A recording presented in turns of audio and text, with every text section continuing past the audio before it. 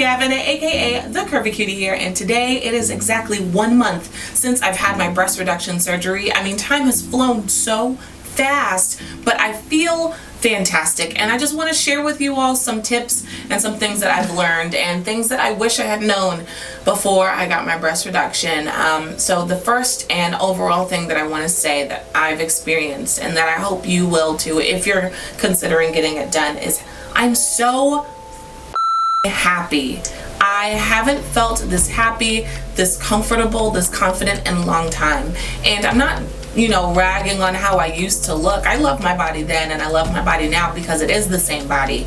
But you definitely go through emotional ups and downs over the course of the month that you're experiencing things. Like, you're really emotional when you've got the anesthesia, and you're emotional when you're trying on new clothes for the first time, and it's just been such an awesome and interesting experience.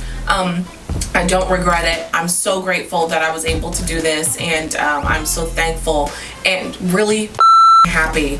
I feel great. I'm a little sore still, but we'll get into that in a second. So I'm gonna go week by week and just share with you what I learned kind of each week. So the first week post-surgery, right out the gate, day one, as soon as I left the hospital, I learned that you should take the easiest route home. That means driving as slow if you need to, taking the longer route home, maybe taking the streets, anything to avoid any bumps, hard turns, anything that will help you be as comfortable as you can on the ride home. Something else that will help you be comfortable on the ride and throughout your whole process is making sure that you're taking your medicine on the scheduled time that your doctor has given you.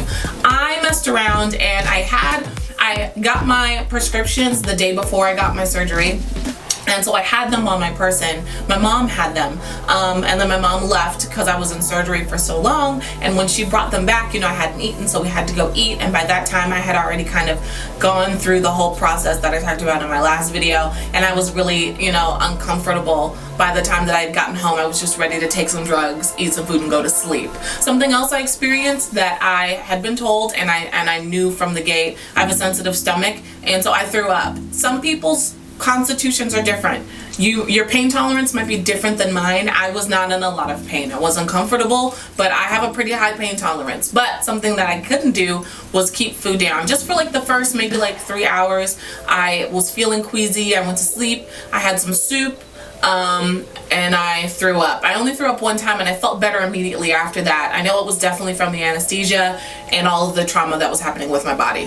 The next thing in that first week was how to sleep on my back. How I was able to sleep on my back comfortably was, one, we rented a hospital bed. But even if you don't have a hospital bed, if you just have a regular bed, you're gonna pillow the hell down. I mean, pillows under your arms, pillows under your back, anything to help your body from twisting and turning, and also feeling as comfortable as possible. That definitely helped me to stay kind of immobile throughout the evening, and also took a little bit of the weight off of my chest and that area. The next thing for that first week that I will share with you, unashamedly, even though it's not a word, I didn't shower.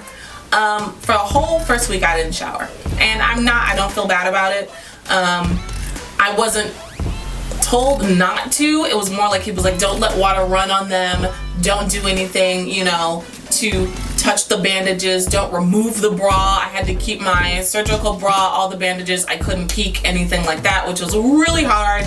So I just decided not to shower. I had bird baths here and there just to hit the hot spots, but I wasn't going anywhere. People came to visit me, so I made sure I brushed my teeth, but I did not shower. I just didn't, and I think it made the process a little bit easier for me.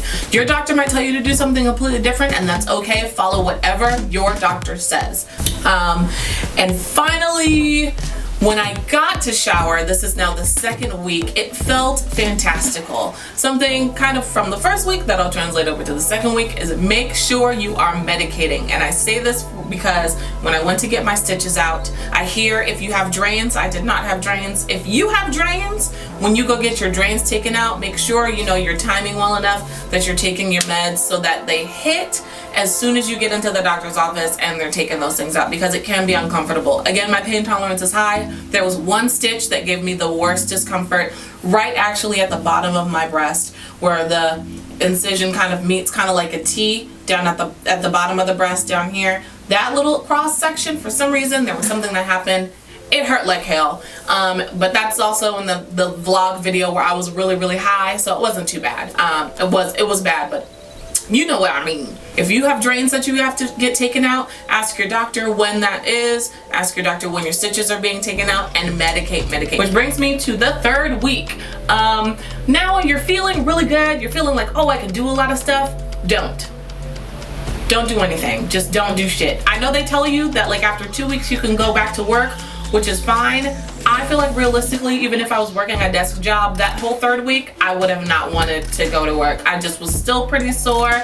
I didn't feel like doing much. My arms, my chest were all like, look, we don't work the same right now, hun. Like, we're not doing what we used to do right now because we're trying to figure out what's happening up here. So just don't use your arms. That's what my body was telling me. So I thought, you know, I could drive.